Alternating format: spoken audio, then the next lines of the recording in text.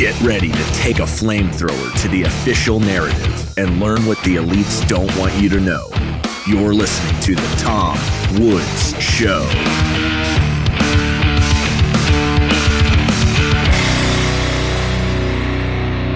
Hey everybody, Tom Woods here. It's episode 2596 of The Tom Woods Show. We have our old friend Dan McCarthy back with us.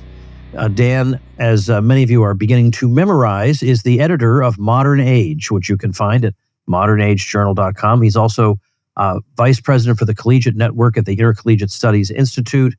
I read his column on a regular basis. You can find it in numerous places, including the New York Post. And I think he's been one of the most insightful people regarding, among many other things, the Trump phenomenon.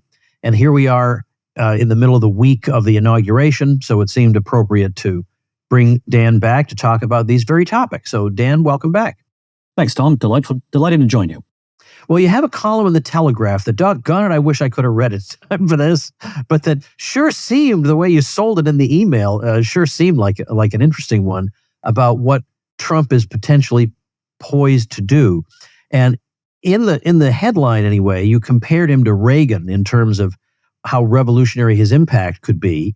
But I wonder if we might actually start there, because what would you say to somebody who says, it's fun for, boomer conservatives to look back, not that you're a boomer, Dan, but to look back at Reagan and say, those are the days we had a great, charming president and he was revolutionary. But, the fact is, the trends that we deplore today continued under Reagan. He wasn't able to reverse them to the extent that we might have wanted. So is this going to be another case of somebody comes in boasting about his revolutionary potential and then winds up a disappointment? Well, if you're looking for a president to deliver perfection, then you're going to be disappointed not only in Donald Trump, not only in Ronald Reagan, but in anyone else who could possibly get elected. I think the more important question is, can a president achieve something in the most important areas of his presidency? So in the case of Ronald Reagan, there were really two things he needed to accomplish, and he did succeed in both of them. One of them was in the aftermath of the Soviet invasion of Afghanistan, the Iranian Revolution, which involved, Shiite radicals taking American hostages in Iran, the sense that America was losing the Cold War by 1980, 1981. And also, combined with that, the sense that we had completely lost, the narrative in terms of our economy. That, we'd been hooked on Keynesianism for decades. Keynesianism was now leading to stagflation. There was high inflation. There was also high unemployment. It just seemed as if not only was America economically suffering, not only did it seem as if the Cold War was moving in the direction, that American foreign policy was leading to failure after failure, humiliation after humiliation. The Soviet Union seemed to be getting stronger. America seemed to be getting weaker. But then, on top of all of this was the morale question. Americans, under the leadership of Jimmy Carter, felt like a beaten people. They felt like a people whose best days were behind them. And Jimmy Carter himself, even though some of what he said in his supposedly infamous Malaise speech was not entirely wrong, it was not entirely bad, nevertheless, the kind of leadership that Carter provided overall was something that left Americans feeling totally defeated and deflated. So the two things Ronald Reagan had to do, really maybe two and a half, restore American confidence in general, certainly restore the sense of entrepreneurship to the American economy, get Americans willing to, take risks and actually build up, their businesses. And then also in the realm of foreign policy, he had to break out of this, sort of rigid Cold War paradigm where you had leftists who said, look, the Cold War has to go on forever because the Soviet Union is basically mostly correct. They're a little too extreme maybe in the way they do things. The Soviet Union is basically right, and the West is wrong to have, this sense that the Soviet Union is an evil empire. That was the left's point of view. And then the right's point of view was, well, in order to bring the Cold War to a successful conclusion, you're going to have a really direct military confrontation. You should have, the most hawkish possible policy. You should get involved in conflicts all around the world. And ultimately, whatever you can do to lead to rollback in Eastern Europe and in the Soviet Union itself, America should actively trigger all of that. Ronald Reagan didn't do that. Ronald Reagan was, he was seen as being far too hawkish by all the left-wing doves, and he was also seen as being rather too dovish by the right-wing hawks. But instead, he was someone who simply threw the whole paradigm out the window And even though he built up American military strength, even though he built up, the armed forces, he spent a lot. He had the Strategic Defense Initiative. He was going to put satellites in space to knock out nuclear missiles. He also was willing to pursue very creative diplomacy with Mikhail Gorbachev. He was also willing to speak out very explicitly about the moral evil of communism and the Soviet Union. And that had a tremendous effect, along with the work of John Paul II and others, in terms of reinforcing the sense among Eastern Europeans that they had not been abandoned by the West and that they could actually stand up to Soviet tyranny and liberate their own countries. So that's what happened. Ronald Reagan did usher in a peaceful conclusion to the Cold War, which practically no one could have imagined before then. And he also restored American confidence at home, and you had a tremendous amount of economic growth. And really, he laid the foundation for a lot of the prosperity that would happen in the 1990s as well. So on those fronts, Ronald Reagan was very successful. Obviously, there are a multitude of other things where you could say Reagan did not succeed. You could, pick apart his record in particular on foreign policy or economics and say this thing or that thing was a big failure. But the big picture was actually successful. And that's where I think also Trump is going to succeed. I think he's going to change the paradigm of U.S. foreign policy. He's going to get us out of this mood of defeat that we've had, certainly under Joe Biden, but really even all the way going back to George W. Bush. And he's also going to change the way our economy operates. I think he's actually going to be more successful in creating a kind of new free market economy in America than a lot of his libertarian critics would suspect. But obviously, there are big risks involved, just that there were huge risks involved in what Ronald Reagan was doing, both economically and strategically. Let me read you just a sentence or two from the inaugural remarks. So Trump said this: "We will measure our success not only by the battles we win, but by the wars we end, and perhaps more importantly, by the wars we never get into. My legacy will be as a peacemaker." Now, it's quite possible and understandable for people to be cynical about that. But in a way, although I think I'm being unfair to Trump in this comparison, but surely you saw the remarks that Mark Zuckerberg made about a week ago about his views on free speech. And what do you know? In 2025, all of a sudden, turns out he favors it. But to me, what mattered more than his sincerity was the fact that he thought this was an opportune moment to say a thing like that. That the winds had shifted to the point where that's now a thing to say. I don't think that's exactly what's motivating Trump, but I would say to people who are skeptical of Trump or who think, who are cynical, I would say, well, at the very least, you have a president saying something like that when I can't remember the last U.S. president who spoke that way. You at least have that. But I do think there is a part of him that really feels this way. And in that sense, there's another analogy here to be made with Reagan, because outwardly, Reagan, of course, was the great hawk against the Soviet Union. But what we know from many sources is that in his heart, he genuinely wanted de-escalation. He wanted peace. He wanted that arms reduction. Because he wanted to be remembered in history as a peacemaker. So I think there is a parallel there. I agree. Reagan had a very deep and abiding hatred of nuclear weapons and the idea that the Cold War should end in some sort of nuclear exchange. And he thought that was a real danger as well. So he took very seriously the idea that you absolutely had to have this discussion. And he had the insight to see that for all the evil of the Soviet system and of communism itself, that you could still deal with Russians, and even in some cases Russian leaders, as human beings, with the assumption that they too didn't want to see their children incinerated.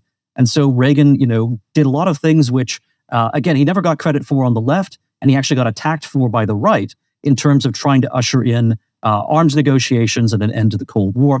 Trump, even now, it is actually politically disadvantageous for him to keep saying that he wants to pursue peace and wants to be a peace president. Because obviously, just as with Reagan, the left gives Trump absolutely no credit for any kind of peace initiative that he makes, for any sort of a war that he avoids. On the contrary, they actually say, oh, this is just another sign that Trump is a pawn of Putin. The right, however, outside of this podcast and its listeners, there is still an awful lot of conservatives and right-leaning institutions which have a basically default hawkish view of the world, and which, even though there are, plenty of Buchananite conservatives, plenty of paleo-conservatives who don't want to have a U.S. global empire, those Buchananite conservatives, they would mostly be satisfied simply with having Donald Trump say, I'm going to get rid of birthright citizenship. I'm going to close the border. I'm going to enforce, very strict rules on immigration. And I'm also going to appoint, better Supreme Court justices. That would be sufficient for him to get the Buchanan vote. It would be sufficient for him to get, most of the anti-war rights vote. But instead of, sort of throwing the cause of peace overboard because there's no political advantage in it, and there's a lot of political disadvantage because, of course, it's something that his enemies have always attacked him on, both from the left and also from the neocon side of things. Trump has instead always insisted that he wants to be a peace president. He's a peacemaker, and that's one of the top priorities of his administration.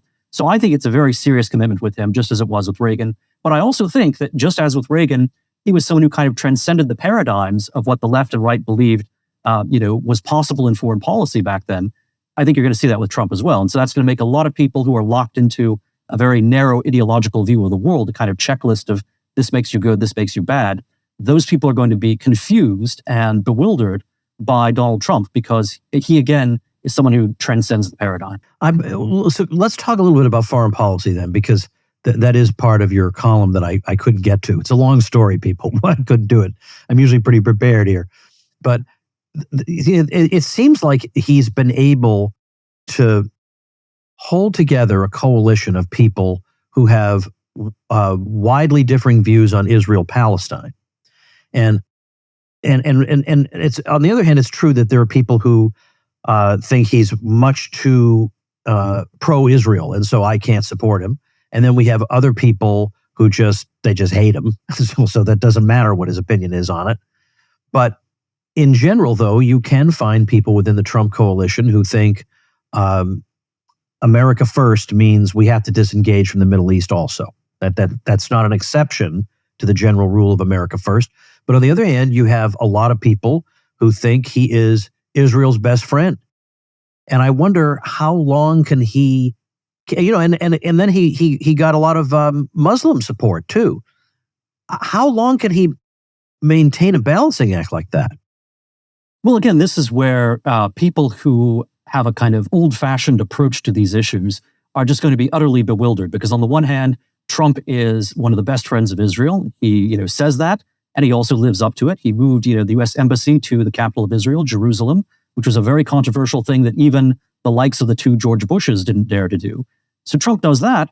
He also, however, is willing to directly confront and criticize Benjamin Netanyahu, which outrages a lot of people who, are Americans, but who support whatever the heck, Benjamin Netanyahu wants to do. And, he's someone who also reaches out to the Arab American and Muslim American communities right here in the United States. This is because Trump sees everything as having a path of negotiation. And, that doesn't mean that there's not necessarily going to be force involved. And certainly if other countries are using force, that's not something America can prevent. But America can always have a discussion with just about anyone, and there is a deal to be made. I think that's one of Trump's sort of most fundamental perspectives as a businessman, as a real estate guy. He sees there's always a way to make the deal. And the question is just, are you going to take the time and make the effort to do it? And are you going to be tough enough to do it? Tough as a negotiator? Are you, including being tough with people who, in other contexts you might think of as being friends? So, that doesn't mean that Trump is necessarily going to solve these, extremely intractable problems in the Middle East. But the Abraham Accords during his first term were a great success. And I think he's on he's off to a very good start right now. And if anyone can achieve the, almost impossible, just as Reagan did by bringing a peaceful end to the Cold War, I think Trump has the chance to do that in the Middle East. Hey, everybody, the great Ron Paul guy, Dave Loffredo, lost 60 pounds and got key markers of his health back. And he did it thanks to the accountability he got in my fitness group, which is one of the 11 gazillion benefits of my school of life. Here's Dave. Before I joined the group, I had I weighed 226 pounds. I had a blood test that showed inflammation super high, borderline diabetic. And at first I lost 40 pounds in 15, now it's 60. My blood test came back almost perfect. I've done diets before, and I've done diets that had worked, but then you kind of you fall back and you fall off. And there were times where I fell off the diet here, but it was just a matter of sending me a rocket chat message to somebody in the group or to get onto the group and say, hey, this is where I'm struggling. and they always had the right advice to what you can do instead. I didn't have clothes. Like everything I was trying on was falling off me, and I didn't want to go buy because I didn't know how much more I was going to lose. So yeah, the weight just flew off, especially the weight size. I kind of feel like maybe it was that your school was my answer. I really do.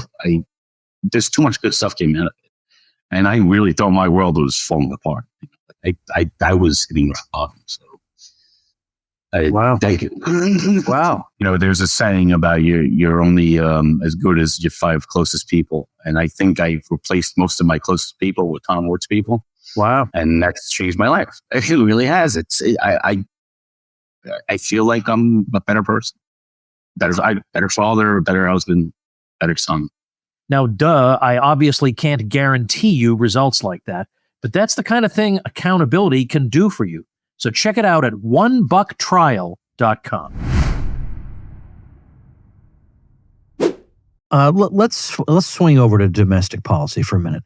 Now, with Reagan, I would say that the mandate he had, or that he perceived himself to have domestically, was you had the malaise, the Carter malaise was involved the so-called misery index. You had the super high interest rates. You had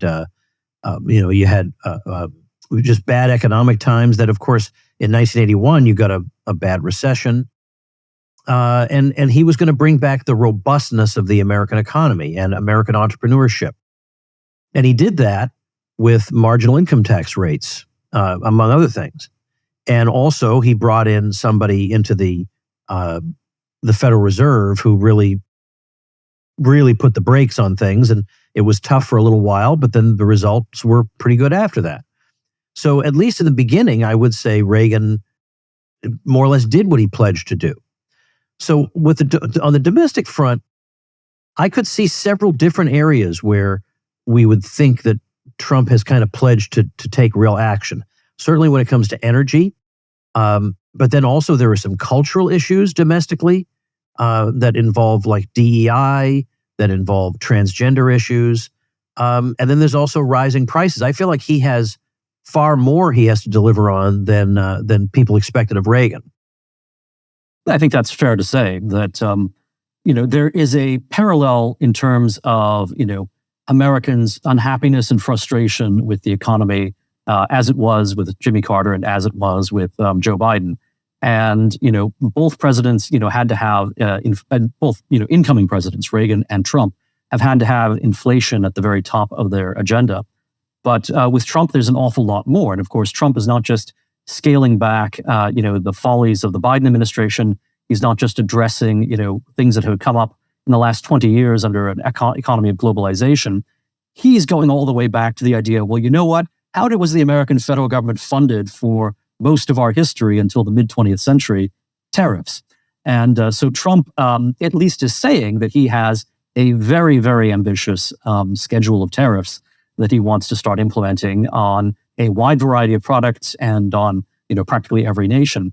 That said, Trump is also someone who, if you look at the reform he brought in of the North American Free Trade Agreement, NAFTA, instead, created a new trade deal, which, has certainly not curtailed trade between Canada, the United States, and Mexico.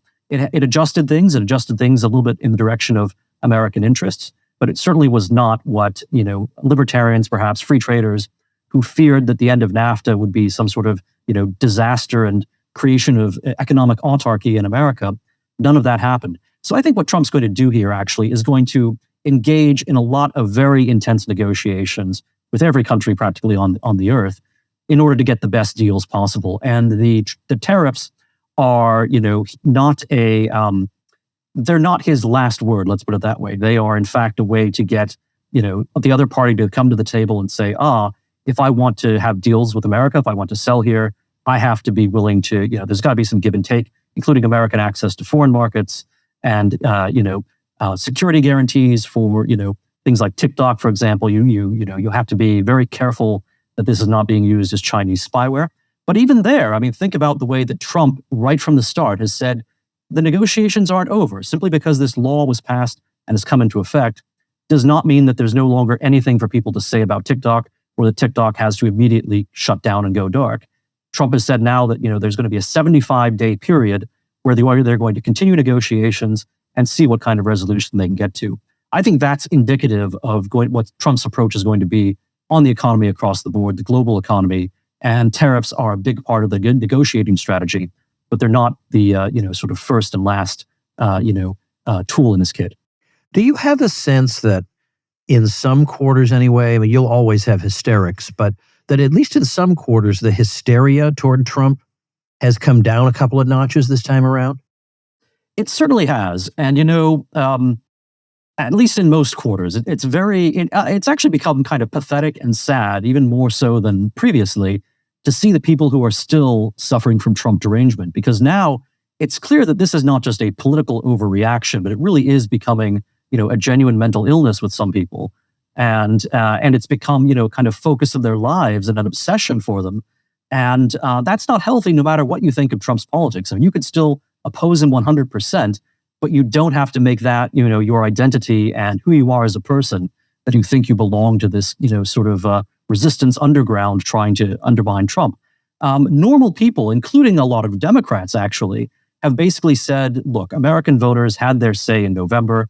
They, looked at the entire case against Trump that was being made by the media all along and that was made by actual prosecutors all, in several states and by the federal government. And they said, you know what, when you put on the one side of the ledger all of Trump's enemies, from Kamala Harris to Liz Cheney, and on the other side of the ledger, Donald Trump and what he stands for, the voters resoundingly chose Trump. I mean, they gave him... Trump's interesting because he actually gets more votes in each of the national elections that he runs in. So he gets more votes in 2020 than he got in 2016, and then he actually gets more votes in 2024 than he did in 2020. So he's a man of increasing popularity the more that people have come to know him in politics, which is kind of the opposite of the impression you would get from looking at the media.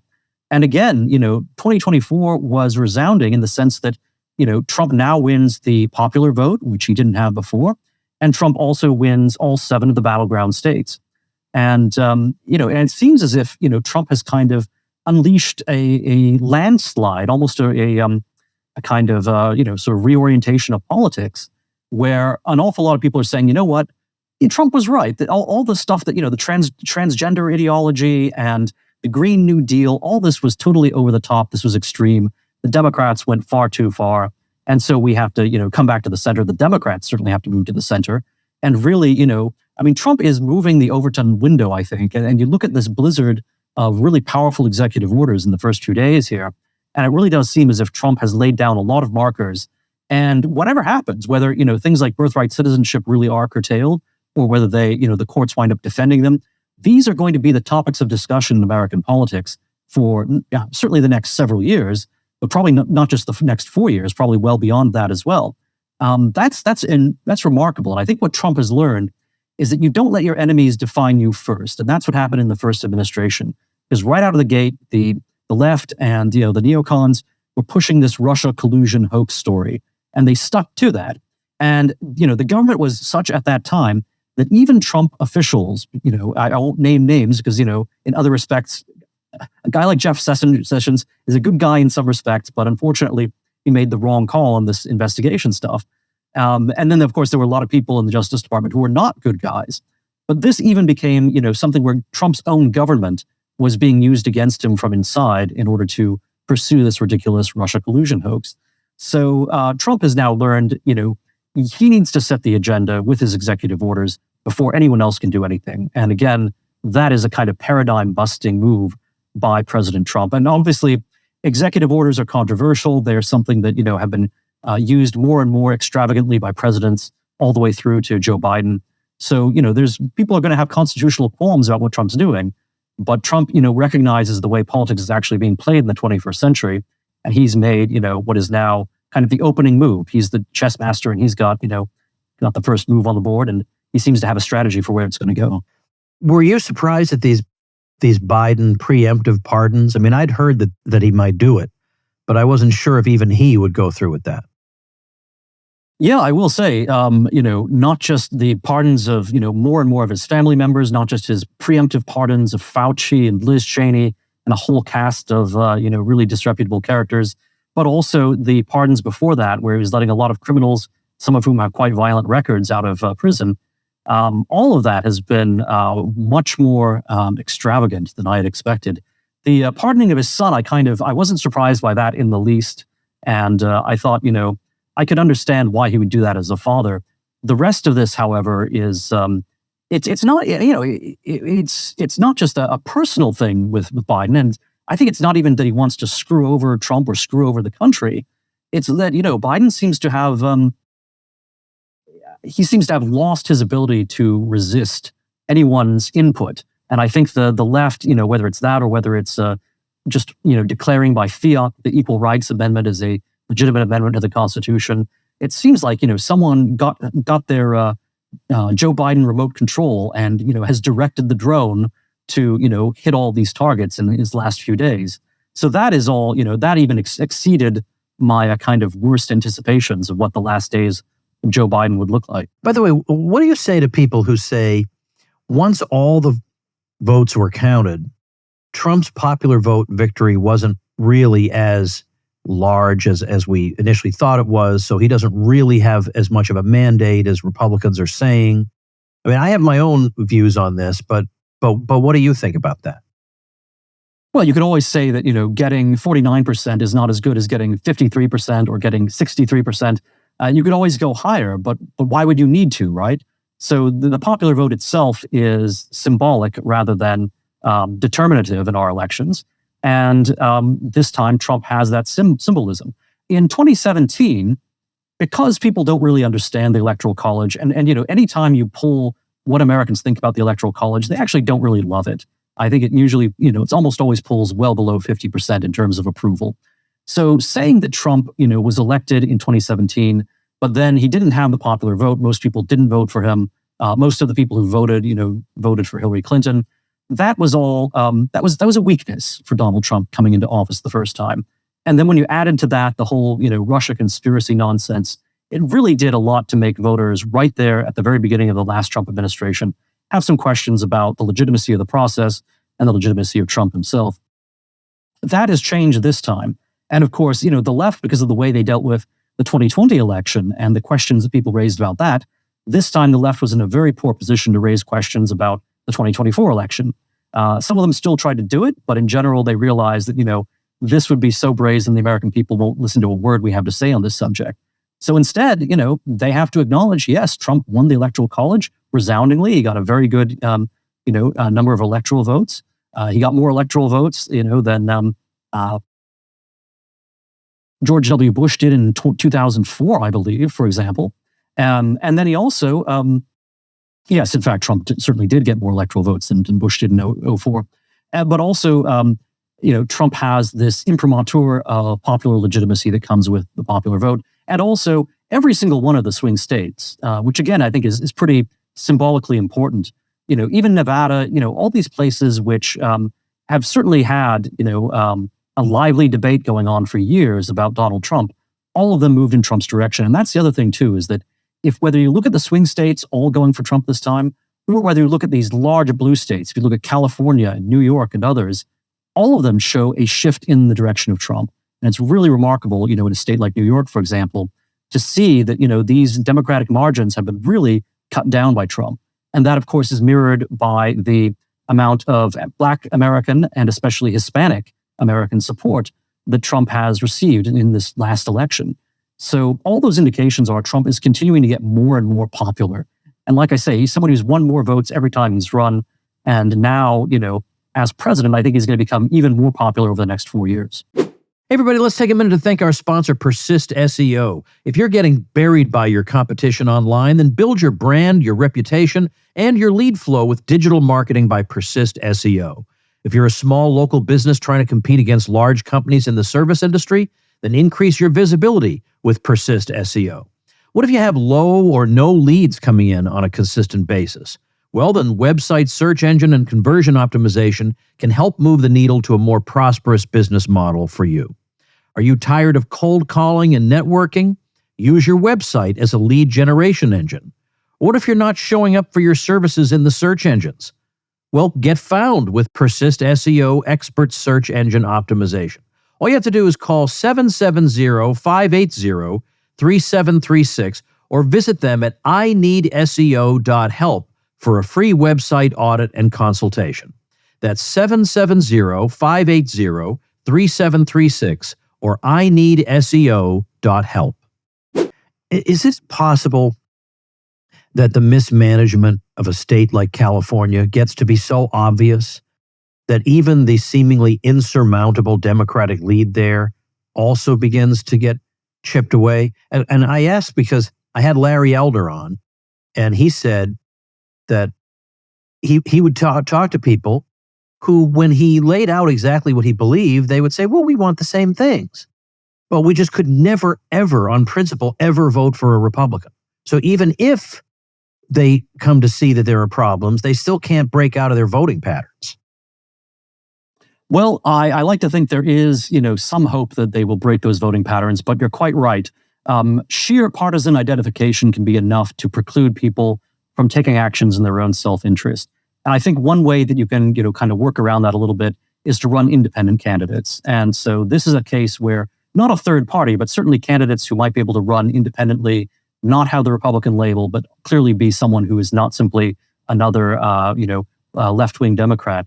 A candidate like that might have a chance in California. I'm not an expert in the politics of that state, but clearly there is a backlash that is building up stage by stage here. And, this horrible debacle, this conflagration in the Los Angeles area is kind of, hopefully it's the last, the last straw. And that now, Californians realize, lives and property will be destroyed if you do not have better government and serious reform in the Golden State. We talked about this before, so I hesitate to bring it up again. But now that Trump is actually in office, it seems a bit more urgent. I was saying that we could very easily imagine, and I don't think we'll have to imagine, that there'll be things Trump wants to do that judges will block. Now, sometimes judges are correct in blocking things that presidents want to do, of course. But there will be things that I think Trump feels like are just non-negotiable that that judges will block, almost goading him to be the quote-unquote dictatorial figure of their imaginations. And that is going to be the issue, because there are going to be certain things I think he's going to feel like he has to deliver on in order for the off-year election not to be the traditional blowout of the incumbent party. And one of those things has to be, based on his messaging, getting immigration under control. And that is going to involve measures that a lot of people aren't going to like. And so therefore, because people don't like them, judges will act like they're not allowed. And the question will be, what does he do then? Well, so first of all, I think judges are a lot more political than most folks would dare admit. Oh, that's a good point. You think they might realize where the wind is blowing? I think they do. And in fact, I think that applies, if you're having even Democrats in Congress who are elected officials and who have every possible incentive to, just write off the Trump administration. I mean, this, for example, I think it was the Lake and Riley bill that recently passed regarding immigration. Is that right? I hope I'm not mixing up two different young women there. But in any case, you had even Democrats signing on to a Republican bill to throw out illegal immigrants before they had a chance to commit, rapes and murders in this country, if they already were, here with criminal records. So the fact that the Democrat elected officials felt like they had to go along with that, it strongly suggests to me that there are a lot of judges who are looking at this as well and saying, wait a minute, I was a coward earlier. I was going along with these, kind of crazy left-wing views about gender and other issues. And now actually I realize the public never wanted that. And I'm going to look like an idiot if I, as a distinguished, jurist, am out here, issuing these crazy, edicts, when in fact voters have already said they don't believe this. Why should anyone else, including judges, believe it? So I think the judges, will have a, it'll be very interesting to see, because they obviously want to maintain their own power. I don't just say that cynically. I mean, they do have a sense, much more so than Congress, actually. And this is something, our founding fathers expected the three branches of government and the federal government to be rivals to one another. And they did not think that Congress would willingly give up its power, when in fact, Congress has willingly given up a lot of it because they don't want the responsibility of being held to account for giving most favored trading status, for example, to to China and things like that. So they'd rather just give it to the executive, let the executive do it, and we'll just go home and campaign on issues that won't get us in trouble. But the judges, the federal bench, still has that sense of its own independence very much, rightly so. And so they have a certain dignity at stake here. So that means they will not give Trump just a blank check. But it also, I don't think they're going to see themselves in the position that many of them saw themselves in 2017. I think this time they've received a message as well. They know the country's mood has changed, and they know that some of the issues, it's easy to sound purely cynical, and I think there is a cynical element to it. But there really is something to be said that sometimes when the world smacks you upside the head and says, wait a minute, you're acting like an idiot, that's kind of a beginning of enlightenment. And that can make you rethink your behavior, and it can actually open intellectual doors. So I think that there'll be less of a judicial resistance than you might expect. That said, birthright citizenship in particular, that is going to be, the kind of 9,000-pound gorilla or what have you.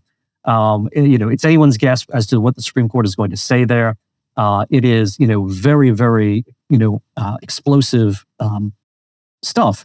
On the common sense side, and this is where I think, Trump will be able to make a very strong case, and a lot of common sense judges would go along with him. It just doesn't make any sense. I mean, you could have Mohammed Atta, a guy who wants to attack America on 9/11.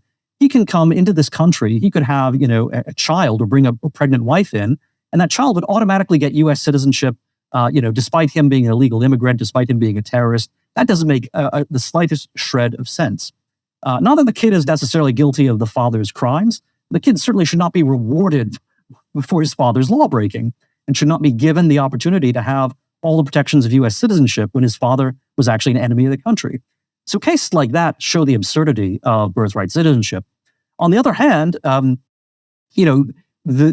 of the probably the hardest of the hard rights, immigration views is people who are already here, whose parents, came in on green cards or permanent residency for that matter.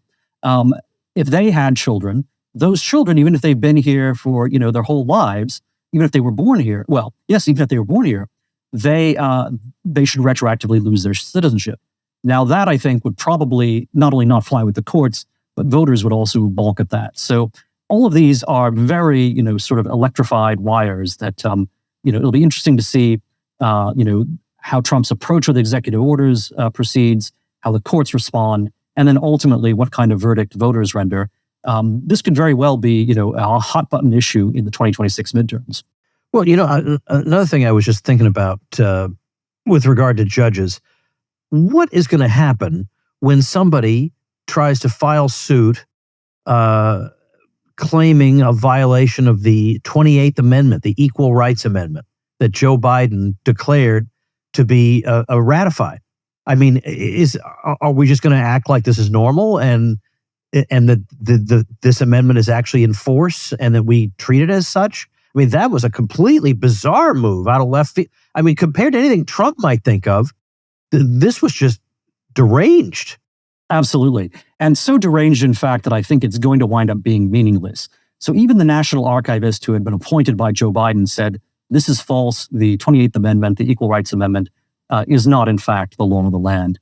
So I don't think there's any judge in the country who's going to take this seriously, or if they do, it's going to be at a lower level and it's going to be overruled on appeal. So I think that is basically a dead letter. And in fact, the whole absurdity and brazenness of the whole thing has probably helped to put a limit on any attempts to revive the ERA. I mean, the ERA, it had a time limit for ratification right from the beginning, which it did not meet.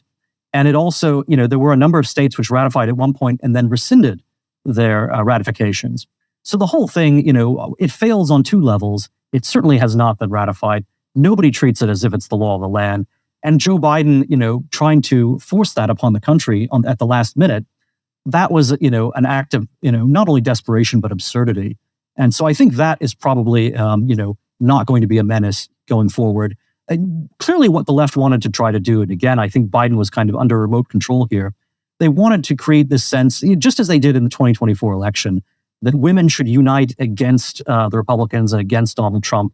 And, they failed to do that by trying to get married women to vote against their husbands in the 2024 election. What a remarkable, absurd, but also evil stratagem that was. And now this last-ditch attempt was to say, okay, Equal Rights Amendment, what woman could possibly oppose that? Hey, we Democrats think it's the law of the land, but those awful Republicans, they still want inequality and no rights for you. But it's failed. I mean, the whole thing just was so stupid. Even centrists and progressives, many of them have said this just can't be taken seriously. I asked Kevin Gutzman, suppose you were in the pocket constitution industry, would you update your version to include it? I'm thinking I wouldn't. I'm going to keep the classic Constitution. I will call it the classic, the one we had until 10 minutes ago. So, what do you think? I guess the last thing I want to ask you is, obviously you have seen the potential in Trump since 2016 or 2015. So, what do you think are his maybe personality traits, or I don't know, anything about him that could hurt him, that it would be better if he got under control? Yeah, I right now think that he has got most of his personality traits, under control and lined up in a way that makes him more effective than ever. And I think, the near-death experience he had with an assassin's bullet coming within half an inch of ending his life, I think that really has changed his perspective in a couple of ways. I think it's made him less, he has nothing to fear now, for one thing. And that applies not only in terms of the assassination, but also, the lawfare and the character assassination attempts against him. All of those were overcome by the public. The public supported Donald Trump in the 2024 election, and they, sort of vindicated and acquitted him. So Trump has nothing to fear either in terms of reputation or in terms of mortality. And I think that has actually had the effect of making him very broad-minded. He has the big picture in mind now. He's thinking about the future. And, he's become even more magnanimous. And that's not a term his opponents would ever imagine hearing associated with him. But the fact is, Trump is, if you look at some of the things he's been saying about the phrase America first, and he does this in his inauguration address. He's had an executive order where he has now ordered the Secretary of State to make sure that the Department of State's primary mission is to put America first in all things. That's remarkable. And that is civic mindedness. And you look at, what he said about, pursuing, not only pursuing peace, but judging success in terms of not just battles won, but also the wars that we end and the wars that we never get into in the first place. That is, that's like Al Schweitzer, right? That is a humanitarian. You give someone a Nobel Peace Prize for that. And I mean, Barack Obama got a Nobel Peace Prize just for, entering office. And then he went and proceeded to, institute drone warfare throughout the Middle East. So, I'm very, very optimistic with Trump. I think that, the thing that sometimes held Trump back in the past was that he would look at some of the attacks upon him and respond to them in such a overwhelming fashion that people would point to his response and say, aha, this proves that Trump wants to be an authoritarian, or this proves that Donald Trump, he must have a guilty conscience because he's responding in such a drastic way. But in fact, Trump just wanted to get nonsense, off of his agenda. He's a businessman. He's not used to having to deal with this constant, endless rumors and bickering that constitute politics in this country. And so, he thought that, you just fire people and move on with life. You don't have to, keep litigating this over the course of years and years and years. So he got bogged down in the first administration by these attacks on him and by his responses to them. I think that's no longer the case. And in fact, right here out of the gate, straight after the inauguration, he has pardoned the January 6th rioters. Issuing quite sweeping pardons as well. He wasn't picking and choosing. He really seems to have done, all of them. That shows that, Trump is, again, he understands the mandate he has. He understands that his life was spared after that assassin's bullet for a reason. And now he's not going to let any, sort of settling of scores, distract him. He's moving forward. He is, resolving the conflicts of the past and is going to hopefully, prevent conflicts in the future worldwide. Well, let us hope. Let us hope that the Trump of those remarks is the Trump we wind up with, because if so, that would be a tremendous step forward. Dan, what would be the place to go for more Dan McCarthy content? They should look for your column? They should look for my column, which runs at Chronicles Magazine and at the New York Post. You could also just go right to Creators Syndicate and read my weekly column there. But then I also write a monthly column for Spectator World, so you can subscribe to that publication. Look at their website, spectator.us. And of course, if you go to modernagejournal.com, that's where you'll find the publication that I edit. So even if my byline isn't on everything, it's sort of my editorial vision that's informing the whole thing. Excellent. All right. Well, thank you very much, Dan. Always a pleasure talking to you. Thanks, Tom. And thank you, ladies and gentlemen. Make yourself and those you love less vulnerable to the regime, both mentally and physically. Get more forbidden information at tomsfreebooks.com and be sure to subscribe to the show wherever you listen. See you next time.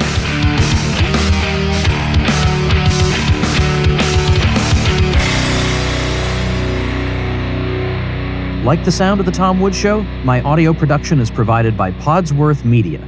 Check them out at podsworth.com.